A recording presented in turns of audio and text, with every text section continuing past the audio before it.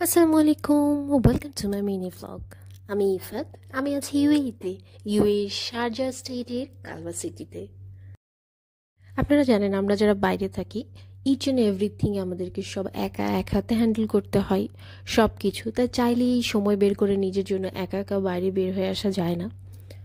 বাচ্চাদেরকে নিয়ে মার্কেটে গেলে একটা সময় নিয়ে ঘুরে দেখে শুনে কোনো কিছু কেনাকাটা করা যায় না। একটা নির্দিষ্ট সময় পরে ওরা বোর হয়ে যায়, বাসায় আসার জন্য জিদ করে।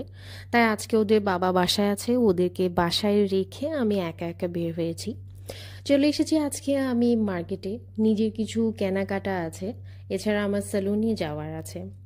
মার্কেটে আসলেই যা হয়, আমার সব সময় নিজের কি জন্য আমি এসেছি কেনার জন্য সেটা ভুলে গিয়ে বাচ্চাদের জিনিস দেখা শুরু করে দেই। আজকেও তার ব্যতিক্রম নয়।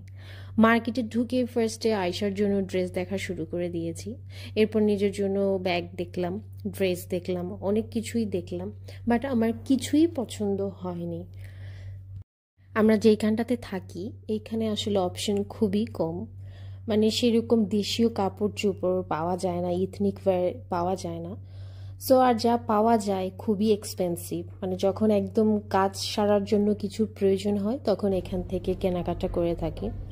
আজকে এসেছিলাম, একটা প্রোগ্রাম ছিল, সেজন্য কিছু কেনার উদ্দেশ্যে, কিন্তু আমার কিছুই পছন্দ হয়নি। নিজের জন্য কিছুই কেনাকাটা করিনি। শেষে আয়শার জন্য এবং আমাদের যে প্রোগ্রাম ছিল তার জন্য গিফট কিনে আমি শপিং শেষ করেছিলাম। আমার নিজের জন্যই কিন্তু আজকে আমি বেসিক্যালি মার্কেটে এসেছিলাম, কিন্তু কিছুই কেনা হয়নি। মোস্ট অফ দ্য টাইমই আমার সাথে এরকম হয়। যাওয়ার সময় মনে হলো আমার কিছু কসমেটিকও কেনার ছিল, সো একটা কসমেটিক নিয়ে নিলাম। তারপর বাচ্চারা ফোন করেছিল ওদের জন্য খাবার নিয়ে যাওয়ার জন্য বাসায়। যখনই বাসা থেকে বাইরে বের হই তখনই বারবার কলের উপর কল করতেই থাকে যে তাড়াতাড়ি বাসায় চলে এসো। বাচ্চাদের জন্য এখানে সুইট আইটেমস, ডেজার্ট আইটেম নিয়ে নিলাম। এখান থেকে আমি আমার পছন্দের লাড্ডুও নিয়ে নিলাম। এই লাড্ডুটা শুধু এই মার্কেটেই পাওয়া যায়, অন্য কোথাও পাওয়া যায় না। এসেছিলাম দুপুর 3:30টায়, এখন 7:30 বাজে। অনেকটা সময় মার্কেটে কাটিয়েছে, চারপাশটা একদম অন্ধকার হয়ে গেছে। মাগরিবের আজান পড়ে গেছিল তখন। তো আমার অনেক ক্ষুধা পেয়ে গেছে, গাড়িতে বসে ভাবলাম একটা লাড্ডু খেয়ে নেই। তখন চোখে পড়লো কপালেও একটা লাড্ডু উঠে গেছে।